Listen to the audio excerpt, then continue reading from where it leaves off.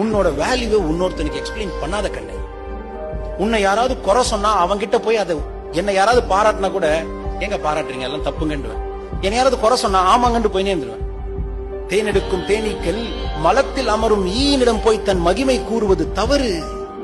விவரித்தாலும் தேனின் அருமை மலத்தில் அமரும் ஈக்கு அறிவதற்கு அறிவில்லை என்றான் இறைவன்.